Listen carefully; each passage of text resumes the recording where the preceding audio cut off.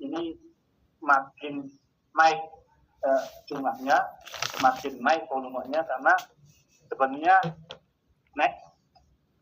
kita bisa menanggulangi ini dengan combustion catalyst. Ini banyak sekali pilihannya. Jadi fungsi dari combustion catalyst itu mempercepat kebakaran, karena dia dapat membakar secara sempurna bakar baik itu sampah tadi maupun FDF yang mungkin kandungan airnya di atas 10% masih bisa dimakan. Ini salah satu terobosan. Sebenarnya kata ini sudah lama ada, cuman mungkin kita terlewat belum pikir karena waktu itu belum ada kebutuhan. Nah, macam-macam nih katanya Pak. Nanti bisa diskusi lebih lanjut. Sebenarnya kata apa yang paling cocok? Katakanlah sampah di Jawa. Itu orang Jawa kan senang makan soto, sehingga kadarnya tinggi. Beda dengan nanti di Makassar, karena mereka lebih banyak makan yang agak kurang berkuah, ikan. Pasti akan banyak lemak di sana. Kemudian di Bali, sampahnya beda lagi. Sampah di Bali itu lebih banyak sampah bekas upacara adat, Pak. Banyak jadi biomas di sana. Jadi ini nanti bisa kita petakan, sehingga dengan adanya katalis ini, katalis bisa menyesuaikan terhadap potensi atau kondisi sampah dari masing-masing kota atau negara. Kemudian mencegah kelautan logam berat. Ini jadi dia semacam menyerap logam berat tadi, dia terbakar sempurna sehingga dia hanya logam beratnya saja yang menjadi ekspor. Samping itu untuk yang kadar abunya bisa mereka turunkan, terutama yang kadar abu yang dari organik matter yang kadarnya terlalu tinggi sehingga tidak terbakar dengan sempurna. Nah, katalis combustion ini banyak macamnya, dan kebetulan di Indonesia sudah mulai banyak teman-teman pemain katalis ini sudah mulai masuk Pak ke arah itu. Jadi nanti bisa, mudah-mudahan nanti banyak pilihan di support untuk PLTSA yang ada. Jadi kalau PLTSA itu nanti mengalami kendala fluktuasi bahan baku, terutama sampah yang ada di sana, itu bisa dengan katalis. Dan itu sampah yang basah, sampah perkotaan maupun RDF yang dikirim dari kita tetap dorong, karena kota-kota besar ini dengan 1.000 ton mungkin tidak kesulitan. Nah, ini bisa kan dikirim dari luar pulau atau katakanlah seperti Ambon. Itu banyak kepulauan, Pak. Kalau mereka ngirim sampah basah terlalu bagus, Pak. Tapi beda kalau mereka ngirim dalam bentuk RDF. Dan nanti PLTSA ini mudah-mudahan nanti tidak hanya menerima sampah yang dikumpulkan dari masyarakat saja yang apa adanya, masih secara luas dan logistik membantu karena ada daerah-daerah yang sifatnya kepulauan. Kalau di Jawa kan kota-kota besar nggak salah, Pak. Ngirim sampah tetap ada. Di Maluku, di Kepulauan Seribu, kemudian di NTT itu kan banyak pulau-pulau terpencil. Tidak mungkin kita bangun hanya ada 1.000 kepala keluarga di sana kita bangun PLTSA, pasti nggak mungkin. Tetapi juga tidak mungkin akan dibakar saja sebagaimana sekarang ini apa adanya. Mungkin di juknis yang turunan dari Perpres tadi bisa memberikan ruang untuk RDS yang kandungan biomasanya lebih tinggi.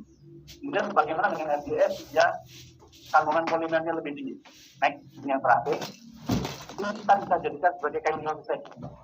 Jadi nanti di sini RDF ini bisa menjadi semacam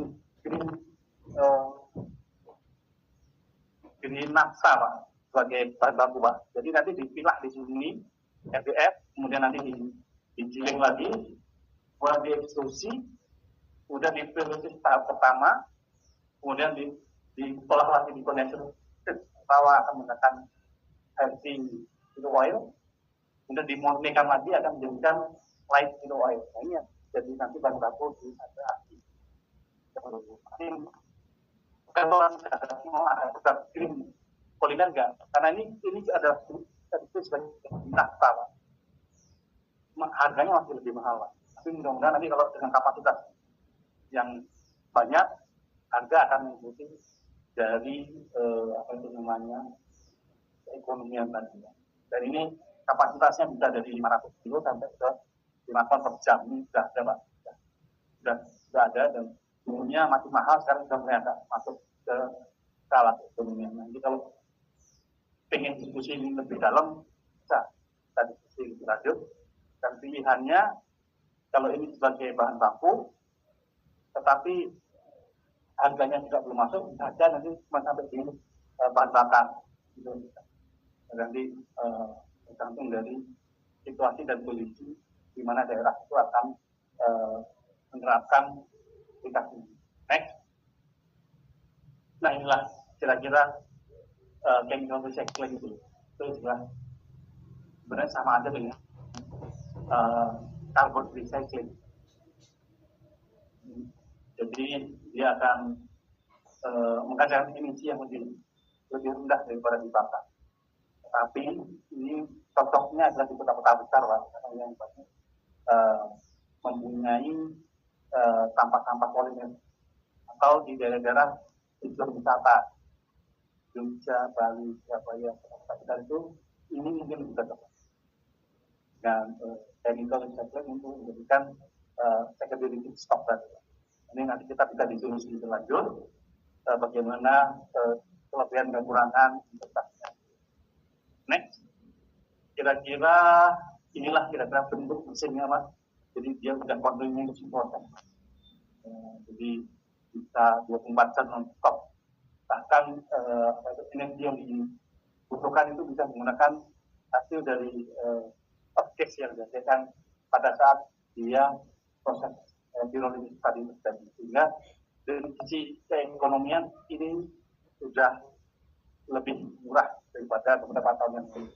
Mudah-mudahan nanti dengan up yang ada ini makin murah lagi dibandingkan yang sudah, sehingga nafta atau feedstock yang dihasilkan di sini akan mendekati nafta konvensional, sehingga kita bisa membuat yang tadinya plastik menjadi musuh bersama. Dengan chemical recycling ternyata kita bisa. Ini salah satu yang sudah bisa kita bantu contoh, atau mungkin kita bisa diskusi lebih jauh perihal ini. Next, kira-kira itu, Pak, nanti kita bisa berjalan. Terima kasih. Dan ini adalah RDF yang selama ini ada, Pak. Sebenarnya RDF kita itu sudah cukup bagus, Pak. Cuma tadi dari sisi quality ini sudah banyak, Pak. Ini sudah banyak sekali. Cuman karena tadi belum ada Perpres 109, dengan adanya Perpres 109 ini mudah-mudahan menjadi angin segar dari teman-teman yang mechanical recycling sambil nyambi chemical. Terima kasih. Terima kasih Bapak Fajar atas paparan materinya.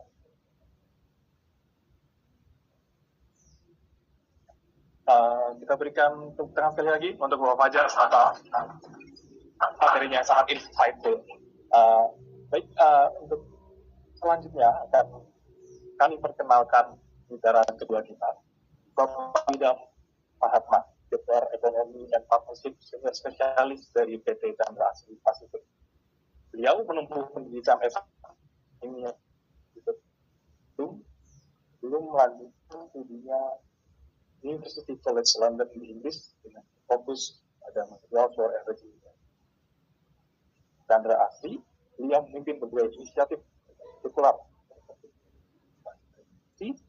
plastik, pirolisis, serta chemical recycling. Beliau juga aktif di berbagai industri, organisasi industri seperti Indonesia, Kinaplas, dan mari kita sambut Bapak Idam.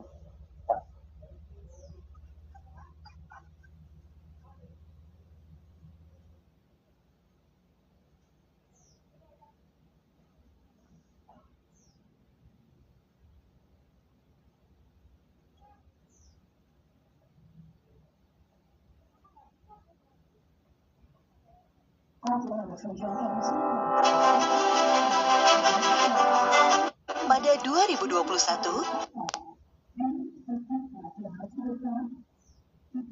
Chandra Asri meresmikan industri pengelolaan sampah terpadu, basis sampah, kelola mandiri, IP, dengan KSM Hati Maju bersama yang juga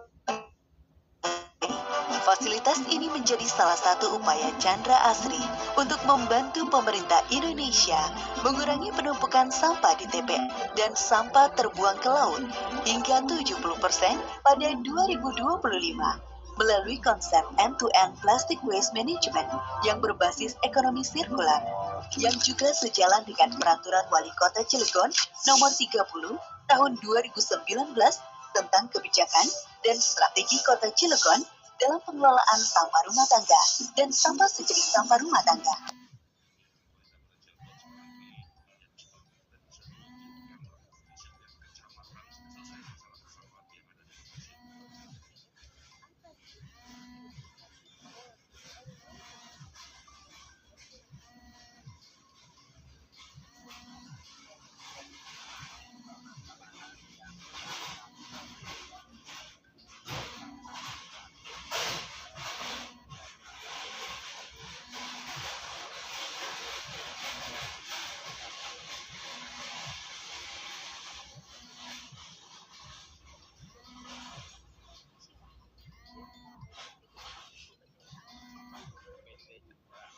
Kontribusinya memang dari program sampai dengan bangunan gedung ini termasuk fasilitas sarana dan prasarana. IPST Asari kini mampu menampung sampah plastik hingga 8 ton per bulan yang berasal dari sampah warga sekitar, pabrik Chandra Asri, dan sampah plastik dari pesisir pantai Paku Anyar. Dari total sampah tersebut akan dipilah menjadi 2 kategori. Sampah bernilai tinggi akan dijual ke pabrik daur ulang.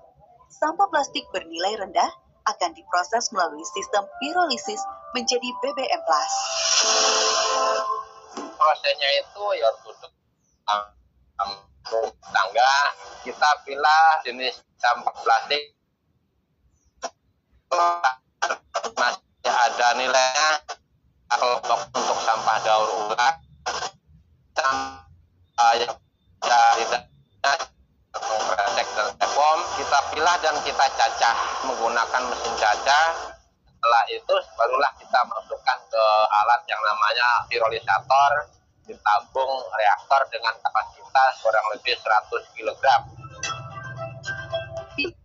Melakukan proses pengelolaan sampah plastik dengan metode pemanasan tidak langsung menggunakan temperatur hingga 400 derajat Celcius berbahan bakar refuse derived fuel atau RDF, lube oil, dan LPG sehingga dapat berubah menjadi BBM. Dan inilah hasilnya dari sampah plastik melalui proses pirolisis dapat menghasilkan minyak tanah plus, solar plus, dan bensin plus. Minyak tanah plus dapat dimanfaatkan untuk bahan bakar kompor rumah tangga, solar, menyalakan mobil operasional kantor Chandra Asri. Bensin dapat dimanfaatkan untuk mesin pemotong rumput dan bahan bakar kapal nelayan. Semenjak adanya edukasi mengenai kegiatan pemilahan sampah plastik, saya sadarkan agar tetap terjaga kelestariannya selain lingkungan bisa menjadi bersih, kami para nelayan mendapatkan keuntungan berupa BBM Plus. Ini sangat membantu kami. Harapan dengan BBM Plus ini bisa bermanfaat secara maksimal kepada masyarakat di sini. Kita udah pernah coba 2 kali. Alhamdulillah dua-duanya bisa digunakan di mesin yang kita pakai itu. Sama sekali tidak ada kendala. Alasan kami, kenapa kami menggandeng kelompok swadaya masyarakat dalam industri pengolahan sampah terpadu atau IPST Asari, itu merupakan wujud nyata dari komitmen perusahaan untuk mencari solusi yang praktis terhadap tantangan pengelolaan sampah plastik di Indonesia.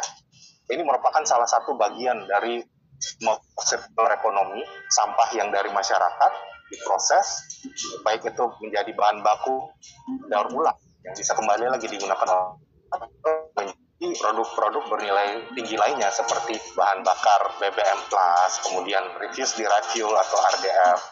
Harapan ke depan program IPST Asari dapat diduplikasi ke daerah lain. sebagai model pengelolaan sampah plastik berbasis masyarakat, sehingga mengurangi ketergantungan pada TPA. Melalui IPST Asari, Chandra Asri mewujudkan komitmennya untuk menjadi mitra pertumbuhan yang bisa diandalkan dalam mendukung terciptanya sirkular ekonomi untuk Indonesia Asri.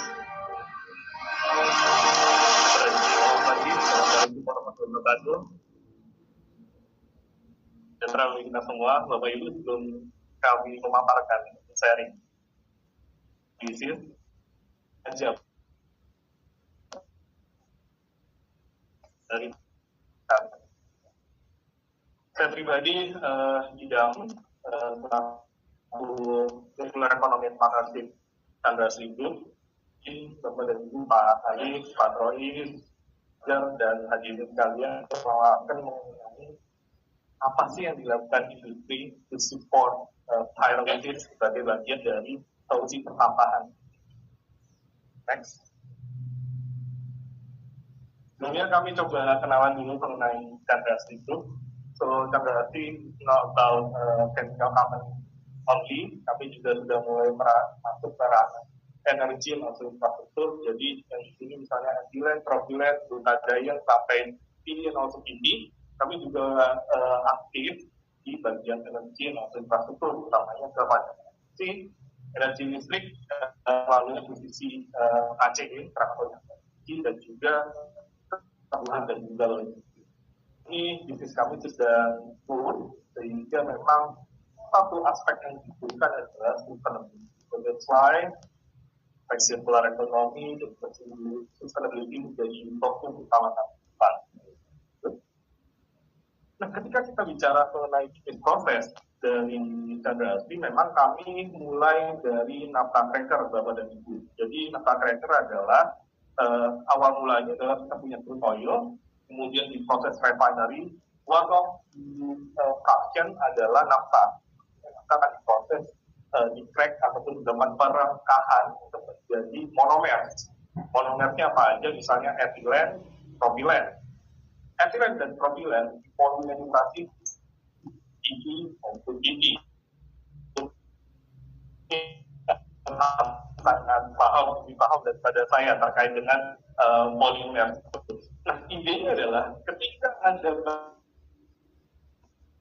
dari kami bagaimana memproses menjadi sehingga bisa dipakai kembali jadi stok. Angle kami adalah tadi mungkin sudah disinggung oleh Pak Fajar, bagaimana caranya dari sampah plastik itu kita masuk lagi ke naphtha cracker melalui serangkaian proses. Salah satunya adalah pyrolysis. Itu yang kita disebut sebagai circular naphtha atau green naphtha. Lanjut.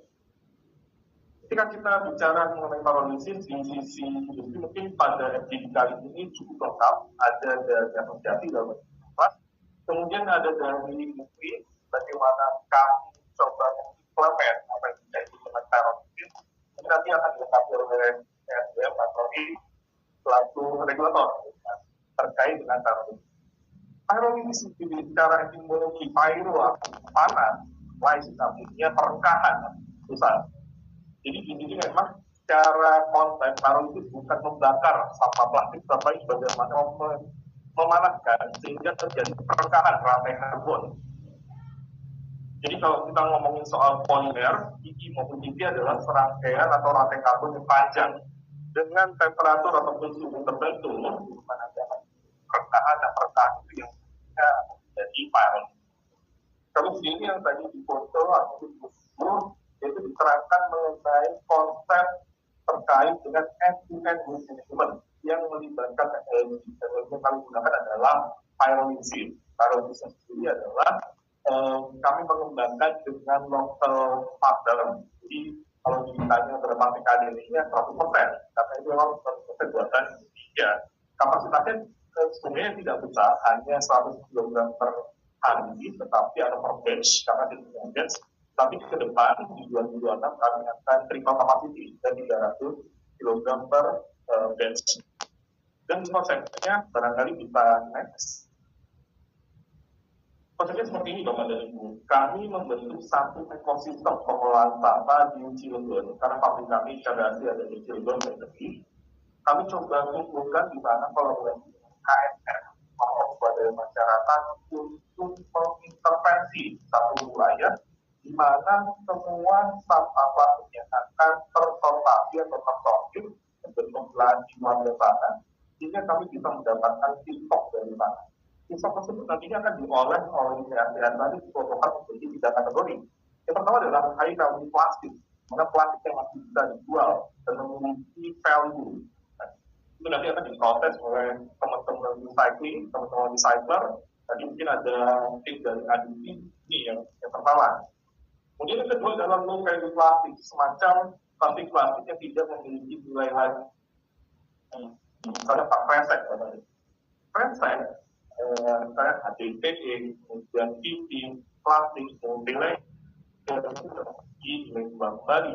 Penghulu ataupun pelapak itu tidak mau ambil karena tolong dibandingkan dengan harga yang itu jauh. Itu kita butuh satu teknologi untuk proses those kind of plastik.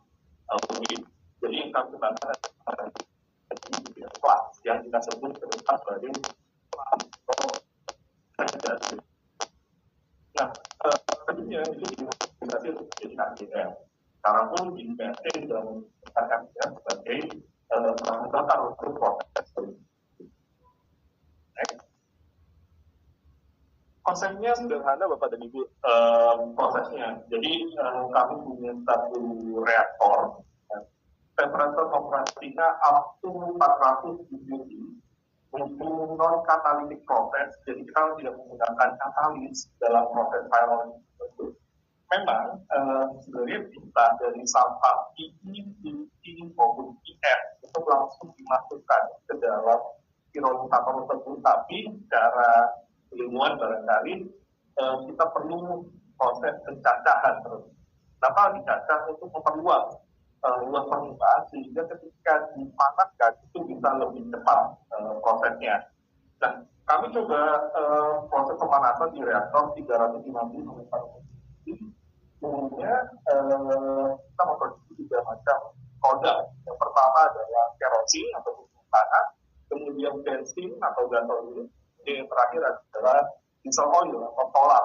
Tetapi karena memang keterbatasan alat dan juga market dalam hal ini off-takernya lebih banyak untuk menggunakan solar dan juga minyak tanah, sehingga fokus ke minyak tanah maupun solar. Nah, pada fraksi 2 item tadi itu bisa digunakan oleh masyarakat. Nah, berapa sih hitung-hitungannya di pembuatan kita? Jadi kapasitas listrik kami 100 kg per hari gitu kan. Terdiri dari feedstock berupa PP, dan minor PS, polypyrene. Kemudian berapa yang dihasilkan 40 kg karena ini bisa dikonversikan dengan density untuk menjadi liter. Hitungannya ini darah dirinya kilogram semua, itu 40 kg solar, kemudian 25 gram kerosin, 10 kg char, ataupun kita sebut sebagai karbon, dan lebihnya adalah oksigen, sirkulasi kembali untuk menjadi bahan bakar dari pirolisator tersebut. Ini adalah bentukan Bapak Ibu dari pirolisator kami. Ini memang sangat sederhana. Di atas itu ada metode untuk loading unloading dari feedstock. Kemudian ada reaktor, di bawahnya ada combustion chamber untuk memanaskan, jadi tidak kontak dengan api, tetapi memanaskan. Kemudian di bagian kiri ada cooler ataupun kondenser untuk mendinginkan dari fraksi uang yang dihasilkan dari proses perekaan pirolisis, dan kemudian muncul produk yang berupa yang ada di C1 C2 berupa kerosin maupun solar. Jadi secara prosesnya tidak susah. It's not rocket science. Ini simple. Nah, kami pun melakukan evaluasi terhadap produk yang kami hasilkan ke laboratorium kolaborasi dengan Medigas SDM. Nah, ini adalah hasil dari kelas terkait dengan solar class dan juga minyak tanah. Ketika kita bicara mengenai solar, kita pasti merujuk pada setan number. Kami merujuk pada spesifikasi yang ada di market sekarang. Jadi untuk minimalnya 48, dan untuk plastik solar kami di sekitar 51,5. Sedikit lebih bagus daripada minimum requirement yang diperjarakan terus IMF sama tiga terkait dengan satu lagi jadi poin kami adalah suhu, karena ini memang stoknya dari sampah plastik, otomatis suhunya dari awal sudah rendah. Jadi secara itu pasti juga rendah. So kita ada requirement maksimal 500 bikinan untuk plastik solar pas yang lebih rendah dari itu, hanya sekitar 30-an. Begitu juga minyak tanah, secara density ini basically masih masuk ke standar, kemudian seluruh kontennya lagi-lagi jauh lebih kecil daripada yang kita buat. Nah, kedua ini sudah dipakai oleh masyarakat terkait dengan kegiatan PKM maupun dalam proses toleransi. Ini adalah mobilisasi yang kami coba lakukan di depan kolaborasi dengan KSM atau kelompok swadaya masyarakat. Misalnya di UMKM Cilegon, ketika mereka menggunakan tanah, kemudian mereka untuk coba beralih ke bahan bakar yang lebih terbarukan, misalnya dari bioplastik, genset listrik, perahu nelayan, peternakan ayam, pemotor rumput, mesin-mesin yang sederhana itu sudah bisa menggunakan minyak pirolisis. Industri batu bata kami coba masuk ke sana, proses pembakaran mereka itu pengrajin batik itu kendaraan sendiri, kita masih melakukan pencampuran, jadi tidak bisa 100% minyak pirolisis itself. Kita ada pengalaman, kita mulai dari 10%, 20%, kami sudah tidak memperbaiki. Kalau Bapak Ibu punya 10 liter, 3 liternya itu pirolisis, 1 liternya bahan bakar konvensional itu pernah dan digunakan di berbagai kendaraan dari masyarakat yang ada di situ maupun tracking dan trial tracking ke kendaraan dan kendaraan. Nah, kami juga mengumpulkan semacam testimoni pada pihak yang memang sudah menggunakan plastik dan mobility dari kendaraan nasional, maupun warga yang menggunakan suaranya positif gitu kan, bisa membantu mengurangi sampah plastik, dan ada yang bisa membantu mereka bisa mengubah dari sampah menjadi bahan bakar yang bisa diproses lebih lanjut.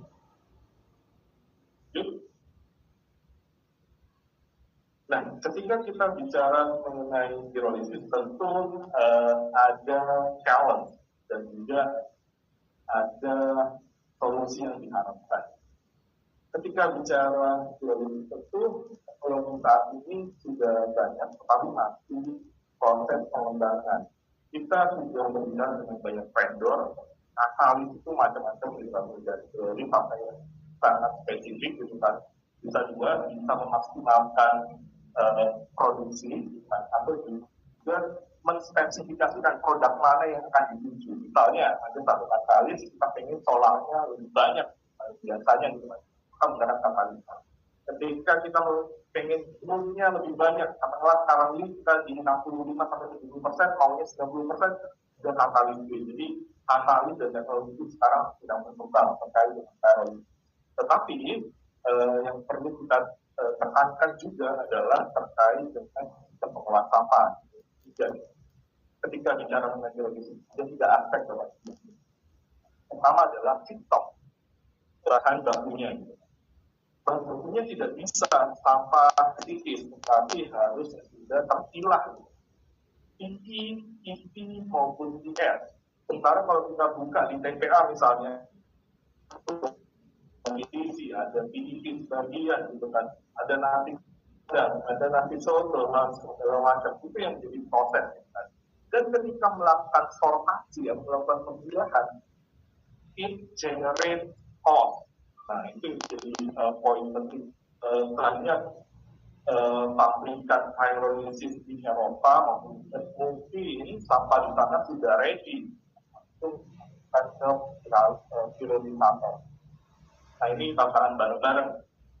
Nah, kemudian harga jual, karena memang konsumsi kosnya tinggi, maka harga jualnya sudah berpengaruh. Itu dengan OPEX maupun FS itu juga.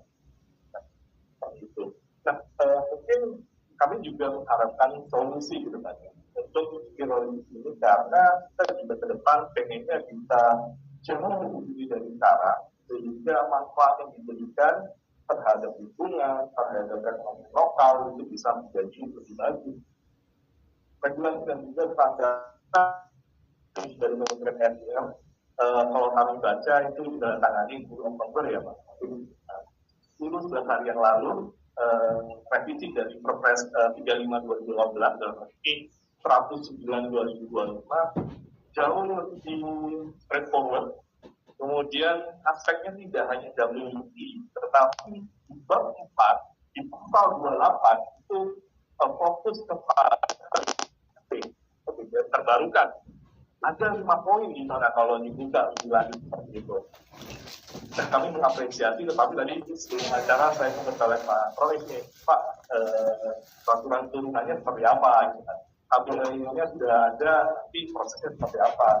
Perizinannya seperti apa? Gitu kan. Sehingga kalau regulasinya sudah clear, nah, enak nih, main bareng-bareng. Kemudian yang kedua adalah panduan kelembagaan Pak. Jadi kami selain pirolisis yang besar, misalnya, saat ini juga pirolisis bisa difungsikan sebagai solusi bersama untuk masyarakat kepulauan. Indonesia itu aktif village country. Jadi pengennya ya sampah-sampah di pulau kecil itu bisa beres di mana juga. Barangkali bisa seperti itu. Dan kalau kita ngomong masyarakat secara lebih luas, misalnya di ASN, Kabupaten masyarakat itu butuh sebagai bantuan kelembagaan, dan mereka bisa menjadi badan hukum, itu memperoleh prioritas dengan bantu. Dan terakhir mungkin ada hubungan insentif dari pemerintah. Jadi itu semua bisa membantu Menteri juga berperan untuk implement RUU teknologi Indonesia untuk menyelesaikan sampah plastik. Karena menurut kami sampah plastik itu bukan tidak apa-apa, tapi kamu menterinya sebagai resources yang saat ini belum melakukan proses. Kalau itu sudah resources, artinya menunjukkan manfaat dari next. Terakhir dari kami, terima kasih. Wassalamualaikum warahmatullahi wabarakatuh. Banyak Pak Faizal.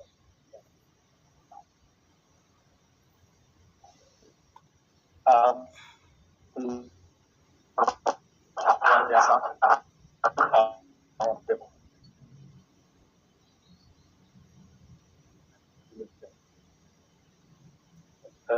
Akhir kemudian lanjut tidak adalah Bapak Roy begitu saya. Yang seperti jabat sebagai koordinator investasi dan energi Bapak Jenderal.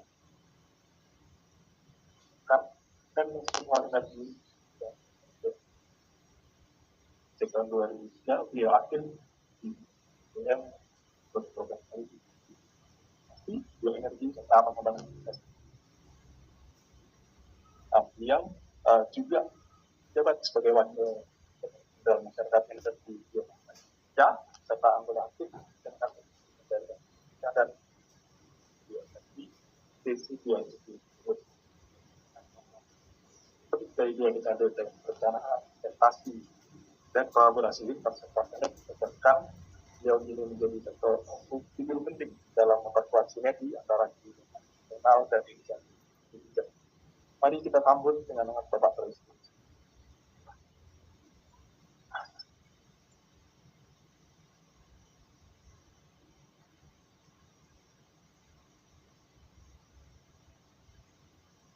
Terima kasih. Assalamualaikum warahmatullahi wabarakatuh. Selamat pagi, menjelang siang, Bapak semua. Kami hormati Bapak Alis, Sumber, Pak Fajar, Pak Idam, Bapak semua, Presiden. Izin pertama-tama mohon maaf dari Bapak ini ya, Pak. Dan satu hal, ini hadir, jadi saya untuk mewakili pada agenda kita akan bahas topik mengenai pengolahan sampah menuju standar. Itu slide Bapak Ibu semua, tadi saya singgung dua narasumber nyebut Perpres 109 gitu ya. Terus terang kami juga bagian dari tim teknis di Perpres 109, gitu, dan kita pilih dulu, sudah saya jelaskan lebih detail bagaimana mekanisme. Bapak Ibu semua, saat kita bicara sampah, saya kira ya bukan hanya Indonesia yang bicara sampah, hampir seluruh negara. Jadi kita melihat dari Malaysia, India, China, Rusia, dan semua negara. Dan alhamdulillah karena sampah kita sesuai dunia, Bapak Ibu. Jadi saya udah ke Amerika, lihat sampah di Amerika, di Eropa, di Afrika, itu sih memang mereka sama, gitu ya, sama-sama. Intinya mungkin Bapak Ibu nyangka ke Amerika itu sampahnya apa beda dengan itu sudah terpilah. Tidak. Amerika itu sama, Bapak Ibu. Jadi benar-benar kayak negara kebo ya. Jadi itu juga kaget loh, apa di Indonesia. Jadi benar-benar apa tercampur gitu ya. Jadi dan juga tapi anehnya di sana mereka selesai sampahnya. Gitu ya. Saya lihat tarif listriknya berapa? Sama 1235. Sebenarnya nggak ada beda dengan 1235. Itu TPP-nya berapa? Itu mirip-mirip 500.000 gitu lah. Jadi sebenarnya kenapa mereka sudah selesai? Gitu ya. Jadi ya karena memang negara punya kemampuan pendanaan. Karena mereka mendapatkan dana, jadi kalau Ibu melihat di Amerika itu misalnya adalah pungutan atau residu sampah itu bagian dari pajak rumah. Jadi artinya negara punya uang untuk mencegah sampah. Jadi kalau kita melihat Bapak Ibu, jadi Indonesia ini pada tahun 2030 ini akan sampah ke 154,5 juta ton sampah. Dampaknya apa ya? Tadi iklim, polusi, dan juga hilangnya diversity ya. Mungkin next slide. Nah, kan 2020 kita sesuai akan full Pak, material kita Pak. Ya. Sudah kejadian beberapa TPA ya. Di DKI, di Depok, Jawa Barat, Bali. Jadi saya rasa ya inilah kenapa kita butuh terapi atau kecepatan dari dalam. Next slide.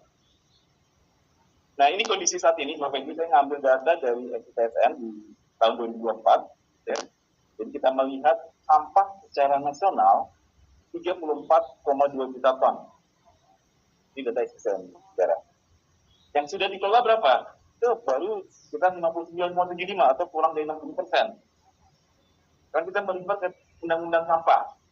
Undang-Undang Pengelolaan Sampah di nomor 18 tahun 2008 ada 3 hal. Tujuannya apa? Meningkatkan kesehatan masyarakat. Kedua, meningkatkan kualitas lingkungan. Ketiga, ini menjadikan sampah sebagai sumber daya. Nah ini yang ingin kita highlight Bapak Ibu. Jadi tadi sampah sebagai sumber daya. Itu tadi kita menyampaikan, sampah plastik juga sumber daya Pak Fajar juga sama gitu ya. Nah ini akan kita lihat bersama Bapak Ibu. Di undang-undang ini sudah menyampaikan ada 2 hal. Cara pengurangan sampah dan cara penanganan sampah. Ya. Kita melihat di Perpres 97 2017 yang Jasranas, targetnya di 2025 itu ada 30% pengurangan sampah. Penanganan sampah itu ada di 70%. Gitu ya. Nah, saat ini berapa posisinya? Kita melihat datanya ya. Jadi gapnya sendiri itu hampir 6%. Penanganan sampah hampir 23%. Jadi artinya kita masih tertinggal dari target yang ditetapkan oleh pemerintah sendiri. Terus terang, selain Perpres 35 yang sudah direvisi menjadi Perpres 109, kita masih punya upaya lagi untuk 2 Perpres, Perpres 97, dan lagi Perpres 81, kapal laut, dan Perpres revisi. Jadi dua ini kaitan dengan sampah tadi. Next slide. Ini Bapak Ibu, saya ingin melihat dari sisi kebijakan energi nasional. Jadi Bapak Presiden sendiri mengatakan kita nomor 2 adalah ingin memantapkan sistem pertahanan keamanan negara dan mendorong Kementerian Bangsa melalui swasembada pangan, energi, air, ekonomi kreatif, ekonomi hijau, dan ekonomi biru. Yang ingin akhirnya adalah energi. Bapak Ibu. Posisi saat ini, kalau kita melihat parameter energi ada 4 hal. Bicara availability, affordability, accessibility, dan acceptable. Angka kita saat ini akan 73 Bapak Ibu. Jadi artinya kita tahan.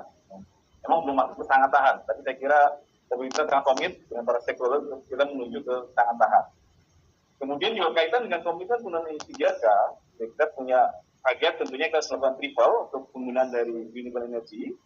Lalu di sisi efisiensi juga kita melakukan doubling. Karena kita punya target, di penggunaan energi ada 358 juta ton CO2 ekivalen dari sisi energi. Next slide. Nah ini Bapak Ibu, ini adalah net zero emission. Jadi bagi pemerintah adalah di tahun 2060 atau lebih cepat. Gitu. Jadi memang saat ini kita berada dalam posisi akan terus naik, Bapak Ibu. Sudah. Jadi kalau kita melihat yang sebelah kiri, menuju 2030 nanti titiknya, jadi ada titik tertinggi kita. Jadi setelah after 2030 hingga 2060 kita akan terus turun. Nuklir insya Allah akan masuk di 2032 kalau target ini. Jadi beberapa strategi kita akan membahas baru, aktivifikasi dan juga dengan dari janji energi. Ini yang akan kita lakukan bersama dari sisi energi.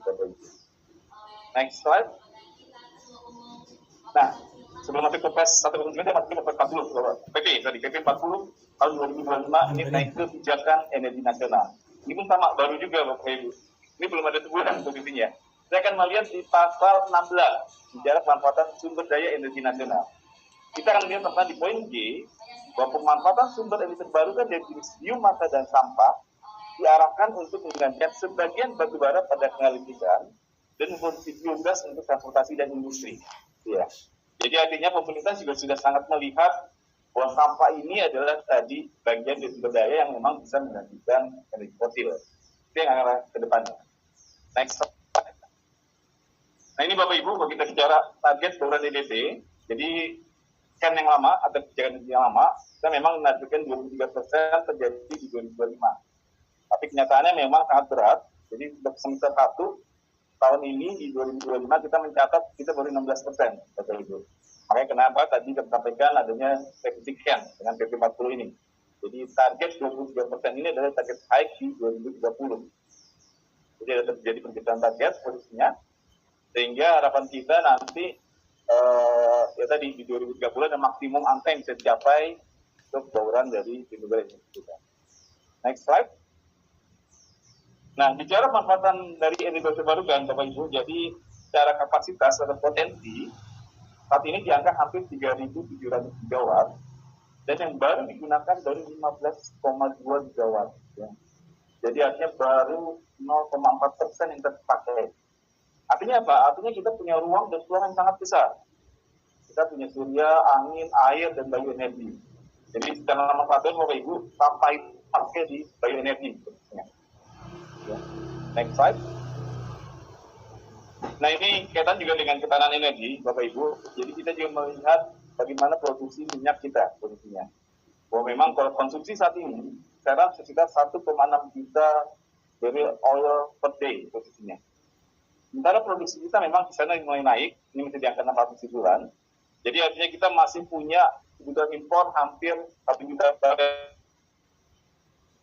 oil per day, posisinya.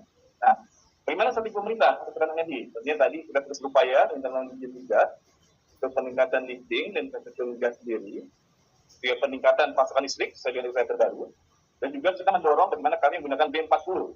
Ya. Jadi kalau Bapak Ibu melihat B40 juga number one in the world. Ya, kemarin beberapa forum internasional kami baru ke AMEM, ASEAN Indonesia Energy Meeting di Kuala Lumpur. Ya.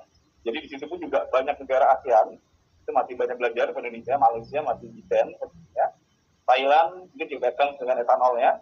Tapi saya kira kita sama-sama sepakat negara ASEAN juga untuk terus mengembangkan dari biofuel ini. Next slide. Nah, bicara listrik, ya, sudah di NPT 2025-2034, kita melihat bahwa memang saya akan meng-highlight karena kita bicara sampah, ada kenaikan dari RPT lama dengan RPT baru. Jadi sebelumnya kata sampah di angka 200 megawatt, ini kita naikkan menjadi 453 megawatt, Bapak Ibu. Jadi sesuatu akan semakin besar di RPT terbaru ini. Dan kebutuhan investasi kita menghitung sekitar 2,2 biliar US dollar. Next slide. Nah ini yang 12 kota, Bapak Ibu. Jadi kalau Bapak Ibu Perpres lama, Perpres 35, bedanya apa sih dengan Perpres 109 gitu ya. Pertama, tadi betul disampaikan bahwa kita tidak hanya fokus kepada listrik, ya. Jadi WT-nya bukan waste to electricity, tapi waste to energy sekarang. Jadi semua bentukan dari energi diakomodasi di kota baru. Itu yang pertama. Kedua, kita fokus tidak hanya di 12 kota, Bapak Ibu. Jadi dibuka seluruh kota. Kita melihat kenapa kita merevisi di Perpres 35. Dari perjalanan 2018 hingga sekarang, 7 tahun, baru 2 kota yang beroperasi, yaitu Surabaya Surakarta. Walaupun memang Surakarta masih ada batu-batu, ini juga menjadi tantangan sebenarnya. Kemudian beberapa daerah memang di lead di Palembang, kita melakukan 20% kasusnya. Ada beberapa juga yang sudah punya pengembangnya, misalnya ada di Makassar, ada di Jawa Barat, ada Tangerang, dan beberapa kota masih ketinggalan. Ya. Nah ini yang terus terang kita coba perbaiki. Ya. Jadi ada beberapa hal yang perbaikannya tadi, selain tadi bentukannya, termasuk juga naikkan tarifnya Bapak Ibu. Jadi betul sampaikan, dari angka 13,35 kita naikkan menjadi 20 bentuknya. Ya, terus terang kan 13,35 dan KPK Pak. 20 dan sebelum kita saya panggil dulu KPK-nya Pak kemarin Pak. Izin kami KPK dan BPKP diskusi tentang itu. Jadi angka 20 ini sendiri memang sebenarnya tidak hanya bicara listrik, termasuk tadi TPP kita hilang digabung dengan harga jual listriknya. Ya seperti itu. Ya. Next slide. Nah ini baru, jadi kita coba mengkawinkan antara pengolahan sampah dan emiten baru. Jadi sampah, kita masih banyak pendamping. Teman-teman LH juga akan segera menutup yang TKT open dumping ini, bahkan akan diancam dari pidana. Saya melihat beberapa daerah sudah ditegur dari LH, dengan teguran, jalan cintanya gitu ya. Jadi harapannya ini segera terproses untuk dari pengembangan kapal menjadi berjatuhan. Termasuk dari sisi energi, tadi kita sampaikan kita punya target energi mix, termasuk juga kaitan dengan target dari ENDG-nya. Next slide. Nah ini Bapak Ibu, saya sebelum bicara regulasi barunya, kita mencoba melihat tata kelola sampah itu sendiri dari hulu hilir. Jadi posisi kami memang dengan SDM ada di hilir, artinya memanfaatkan sampah tadi. Kita bicara dari hulu, teman di masyarakat, Kemendagri, gitu ya. Tengah proses ada PUPR, gitu ya, termasuk tadi peran KLH di hulu. Jadi ini kita sama-sama bersinergi, Bapak Ibu, sama-sama tadi menangani masalah sampah. Jadi hilirnya ada 2 kementerian, sebenarnya kami mendorong tadi profiling. Jadi tadi kalau bicara EDF atau PF, jadi alhamdulillah sebenarnya tidak harus tergantung perpres Pak, posisinya kami punya portfolio. Kita sudah punya slot adalah 1 juta EDF Pak, di PLN sebenarnya. Tapi capaiannya berapa? Ini hitungannya puluhan ribu Pak, sangat minim gitu ya. Kaitan standar, Bapak Ibu, kami sudah punya 2 standar, satu bicara biomasa dari sampah, ada 2, satu BBJP, atau bahan bakar jumlah padat, ini adalah untuk profiling kita dulu. Yang kedua, kita bilang untuk industri, Pak. Itu kita singkat BSF, Barat Serpian Sampah. Saya juga sebagai anggota tim SNI-nya. Slide. Ini Bapak Ibu, karena dia tadi ngomong terus nih. Perpres 109 ya, sampaikan ini di 10 Oktober. Nah, ini satu-satunya peraturan yang mengatur untuk BBMT. Istilah kata baru Bapak Ibu bahan dapatnya kedarkan. BBMT ini, BBMT itu bukan dalam mengaturnya, dia sebenarnya yang saya maksud adalah minyak produksi tadi. Ya, betul ada 5 poin yang diatur ya. Tadi yang pertama adalah sampah yang diolah dapat menghasilkan PSE dan bakar minyak terbakar sebagai pengganti bahan bakar. Jadi konsepnya apa? Konsepnya kita tidak akan sama dengan bahan bakar solar misalnya. Ya. Jadi di sini kita adakan indikasi ini adalah spek baru. Kenapa spek baru? Tadi ini dari para pengembang juga. Karena kalau dipaksa dengan solar, Bapak itu kena mandatori kan. Izin secara akan berat gitu ya. Sehingga kita mendesain produknya produk baru sebelah dan BBMT. Ya, kemudian juga ini dapat bermanfaat sebagai apa? Bagi pembangkitan, transportasi atau manfaat lainnya. Dan memang yang menjadi highlight tentunya tadi kan ada peraturan turunan lebih lanjut oleh Pak Mendes. Just ini masih di komplek saya Pak, ininya draftnya. Jadi kalau tadi nanti sore kami menjadi bagian Pak Wamen untuk diskusi masalah ini. Mudah-mudahan akan segera kita keluarkan. Segera di forum pada pagi hari ini kita sudah masukkan juga. Silakan apa saja yang akan diatur untuk turunan dari Kemen SDM untuk BBMT ini. Karena secara perizinan, tadi sampaikan juga oleh Pak Idam, KBRI-nya menggunakan 382 Bapak Ibu. Treatment sampah tidak berbahaya. Jadi KBRI 382 ini yang awalnya mengampunya KLH Pak. Alhamdulillah minggu kemarin sudah ditetapkan oleh Kemenkominfo buat pengampunya ada Kementerian SDM. Sehingga untuk Bapak Ibu melihat perizinan, kita punya PP 28 yang baru dan 2025 yang juga ada KPD 3821. Nanti akan kami turunkan juga bagaimana proses perizinannya untuk BBMT ini. Jadi tadi NSPK sudah kami siapkan untuk pelanggan permennya. Jadi saya kira sepanjang ini belum ditetapkan, dengan sangat terbuka. Dan bagaimana cara tadi memberikan izin untuk BBMT ini. Next slide. Nah ini Bapak Ibu perbedaannya. Jadi kita melihat sampah gitu ya. Misalnya sampah plastik, karena kita fokusnya hari ini di sampah plastik gitu ya. Sampah plastik itu at least hampir 20% Pak, 19,52%. Jadi kalau kita hitung dari timbulan sampah 24, 24,2, artinya per tahun kita punya sampah plastik 6,8 juta. Ini sangat masif sekali Bapak Ibu. Jadi sumber daya yang sangat besar. Tapi PR-nya adalah bagaimana mengkolek, gitu ya Pak ya. Nah ini yang saya kira nanti silakan. Ada satu sisi juga teman-teman yang sektor hulu dan di LH juga sudah mengatur bagaimana untuk proses tadi kita bisa kolek ataupun juga mengumpulkan sampah-sampah tersebut sehingga bisa jadi sumber daya. Di sisi yang profesor ini Bapak Ibu tadi kami sampaikan ada 3 produk utama, listrik, bioenergi. Bioenergi adalah biomasa dan biogas sebenarnya. Biomasa dibagi 2 lagi, tadi ADF dan SRF. BPJP dan BBM. Biogas ada biometan, dan yang ketiga ada BBM terbarukan. Ada satu lagi ada produk ikutan lainnya sebenarnya. Tapi saya kira jauh ini baru 3 produk utama ini yang akan ada. Jadi semua perizinan ini akan diatur oleh kami di Kementerian SDM. Masuk nanti ada PBU-nya, ada FLO-nya, ataupun juga ada dokumen perawatannya. Jadi artinya ada dokumen sebelum perizinan. Tadi ada dokumen AMDAL, ada dokumen KKPR. Ada satu lagi dokumen PDG-nya, sebelum IMB namanya. Next slide. Nah ini Bapak Ibu, jadi kita melihat secara teknologi bahwa memang sampah kota ini sangat berpotensi. Tadi sudah punya energi, bisa PLT sampah, RDF, SRF, ataupun pyrolysis. Mungkin yang kami highlight pyrolysisnya. Di pyrolysis ini kan kalau kami melihat pengurangan volumenya sekitar 40%. Tapi nanti akan kami sampaikan kenapa sih marwahnya kita juga ingin tadi mengembangkan semua. Mungkin next slide saja.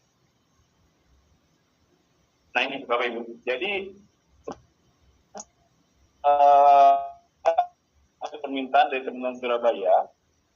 Jadi Surabaya ke Bapak Ibu tadi saya sampaikan ada Benowo, kerjasama Benowo untuk yang timbulan. Jadi saya pahami dulu, biar Bapak sama paham. Ada timbulan sampah, ada timbunan. Gitu ya. Timbulan sampah adalah fresh sampah baru. Timbunan sampah ada sampah yang ada di TPA sebetulnya. Ya. Sampah baru akan selesai dengan praktek sampah. Kita lihat tabel ini, dia akan selesai ini. Ya, jadi nanti makanya bangunnya tadi kita kalau kondisi di beton kita minta lebih, ini 1.500-an, karena kita juga memungkinkan barangnya dia akan berkembang terus produk sampahnya. Bagaimana dengan sampah yang lama? Nah, ini kan juga kita selesaikan, Bapak Ibu. Makanya kenapa kami masukkan untuk yang biomasa, biogas, dan BBMT. Tujuannya apa? Tujuannya ternyata kalau ini kita lakukan semua, dia bisa meningkatkan IRR, Bapak Ibu. Hitungan kami kemarin 1,9% naik IRR-nya. Jadi secara hitungan project, yang ya, makanya kebetulan kita melihat memang pada base load-nya, gitu ya, karena bisa timbulan selesai. Kemudian harapan kami nanti dengan PSE Bioenergi dan PCBMP. Jadi ini artinya memang merupakan follow-on, artinya ini saling menyempurnakan di penyelesaian sampah. Jadi idenya seperti ini, Bapak Ibu, kenapa kami juga di Indonesia sangat concern tadi misalkan sampah dan listrik, termasuk semua bentukan dari energi. Next slide. Ini tadi yang saya sampaikan, 2 perpres ini juga akan segera berubah, perpres 97 dan perpres 83, dengan kapal laut dan Basarnas. Jadi harapan kami nanti semua hitungan dari kebijakan pemerintah yang semakin ingin cepat mencegah sampah, gitu ya, termasuk NDC, termasuk juga net zero emission. Saya kira kita juga melihat peluang, gitu ya, bahwa sampah plastik ini memang menjadi bahan bakar sangat besar. Semua tadi kita sudah memberikan masalah sampah plastik karena memang next slide. Nah ini kita melihat memang ternyata produksi plastik. Kami melihat dan mungkin belum update datanya ini kurang lebih volume produksi plastik lebih dari 400 ton di tahun 2020 dan terus meningkat gitu ya. Jadi artinya kita akan punya masalah dengan sampah plastik. Next slide. Daur ulang plastik juga kalau kita melihat, kami melihat datanya ini di 2022 gitu ya. bahwa daur ulang plastik itu paling rendah, 9%. Beda dengan steel, aluminium, ataupun paper. Jadi ini saya kira menjadi PR kita bersama bagaimana plastik yang daur ulangnya rendah ini kita semakin meningkat. Gitu ya. Next slide. Nah ini juga menjadi isu Bapak Ibu, botol plastik sampai 450 tahun. Mungkin ahlinya di sini, saya tidak ahli di sini Bapak Ibu, kaitan dengan kaleng juga 200 tahun karena plastik 10 sampai 20 tahun. Jadi artinya kita punya PR yang sangat masalah saat sampah plastik itu terjadi di alam. Jadi artinya ini yang harus segera kita selesaikan. Next slide. Ini timbunan kita lihat sudah kayak gunung Bapak Ibu, sudah mungkin 60 meter atau 70 meter di Bantar Gebang posisinya. Jadi dibayangkan sangat-sangat masalah dan mayoritas memang yang ada timbunan itu adalah sampah plastik. Next slide. Yang dua plastik tadi disampaikan juga oleh Pak Fajar bahwa memang saat ini kami mekanis Pak ya. Kita sangat mendorong tadi untuk yang kimia. Jadi tentunya sangat kita melihat bahwa memang proses secara kimia ini memang terbukti juga tadi bisa mengatasi sampah yang jauh lebih baik daripada proses mekanis. Next slide. Ini saya kira prosesnya, saya kira tadi dijelaskan oleh Pak Fajar dan Pak Idam, lanjut saja. Terakhir ini Bapak Ibu, barangkali kami sudah mendata ada beberapa pengembang dari pyrolysis, ya, termasuk kepada Pak Idam di Tanda Asri. Alhamdulillah kami sudah hadir di sana Pak ya. Jadi kami sudah melihat bagaimana sampah plastik sana, ada juga di Bangka, punya Efek Timbul, ada di Banjarnegara. Yang terbesar tadi yang punya Surabaya, Bapak Ibu, ini dikembangkan oleh PT Prakasa Energi Jasa. Ini akan segera berproses. Jadi harapannya memang menunggu tadi perizinan yang ada di kami. Jadi saat regulasi segera keluar, insya Allah Surabaya pun juga segera akan mengeksekusi untuk implementasi dari pyrolysis-nya. Karena hati-hati Bapak Ibu, saat kita bicara pyrolysis, itu risiko tinggi, gitu ya. Maka hati-hati Pak Idam juga jangan sampai tadi kami juga kemarin diskusi teman-teman dengan Chandra Asri, karena dia risiko tinggi, jangan sampai nanti Bapak terjadi jual beli, kemudian Bapak akan kenakan sanksi. Kan tidak boleh Pak jual jual bakar Pak, secara ilegal, gitu ya. Artinya harus ada izin. Makanya terus terang nanti ke depan konsepnya adalah melalui KBLI 382 satu yang akan desain itu bagian dari izin yang integrated. Gitu. Jadi izin mulai dari penyediaan, mulai dari transportasi, menjual, sampai dengan tadi kepada si end usernya. Itu Bapak Ibu. Saya kira demikian Bapak Ibu yang dapat kami sampaikan. Terima kasih banyak. Mungkin nanti kita diskusi lebih lanjut. Terima kasih. Assalamualaikum warahmatullahi wabarakatuh. Terima kasih Pak Wabarakatuh atas luar biasa terkait regulasi dan bagaimana pemerintah memandang pola sampah dari energi Indonesia. Baik, mungkin saya ingin bergabung ya Bapak dari sini mungkin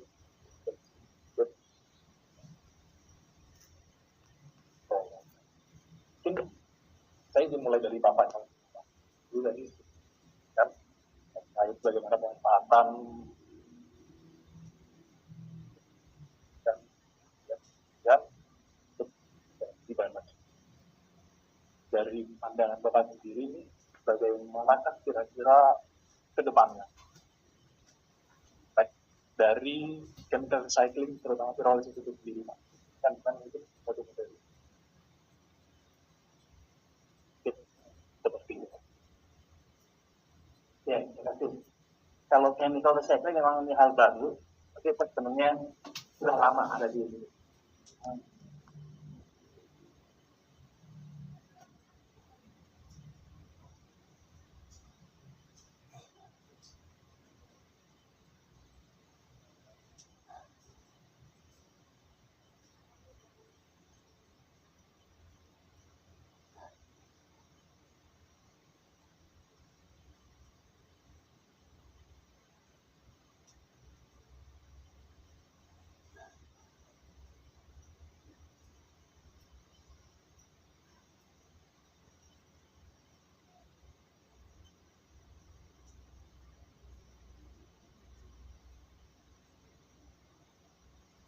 Pemain Indonesia sudah pada tutup Pak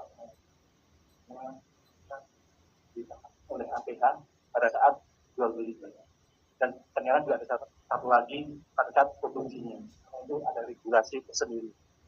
Kemudian dengan Perpres 109 ya dan bukan obat jalannya nanti paling tidak sudah mulai hilang gitu. Yang pertama. Kedua, masalah teknologi sekarang sudah mulai banyak pilihan, termasuk untuk efisiensi dan menaikkan yield dari proses itu sendiri. Ternyata sudah ada simulasi yang yaitu mengenai proses wujudnya sangat membantu menurunkan proses. Artinya 24 jam panas dan gas. Panas dan itu kan akan tidak terbuang kalau reaktor itu nunggu dingin lagi, dipanaskan lagi, dingin lagi, akan menjadi kosnya akan tinggi. Nah, kemudian continuous prosesnya mungkin bisa banyak pilihan lah. Kemudian yang berikutnya adalah katalis. Yang tadi masalah PLTS ini kan masing-masing daerah karakter utamanya beda-beda, terutama di kadar air. Dan kadar air itu yang akan menurunkan yield dari produksinya. Jadi ini bisa menjembatani yang menaikkan. Karena apa? Terus terang kita menurunkan kadar air di bawah 10% itu akan lebih besar daripada harga jualnya. Nah, kali ini menurunkan bisa menjadi bantu tambahan ke ekonominya jadi pada proses distribusi. Ya, teknologi juga ada pilihan, regulasi juga ada. Tinggal nanti pelaku industri untuk menaikkan dari ini apa tuh sektor riset ya, hanya 90% uang kami harus 12% dari lebih biasa. Jadi itu artinya makanya kita harus sama. Regulasi ada teknologi, kolaborasi ini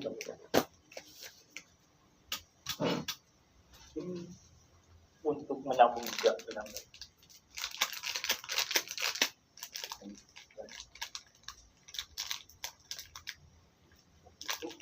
dan kita melihat ini juga berdasarkan pengalaman. Apakah kira-kira tantangan yang akan dialami dan tahu?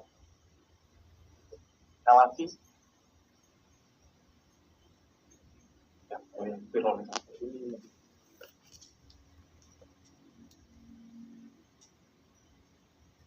Baik, terima kasih.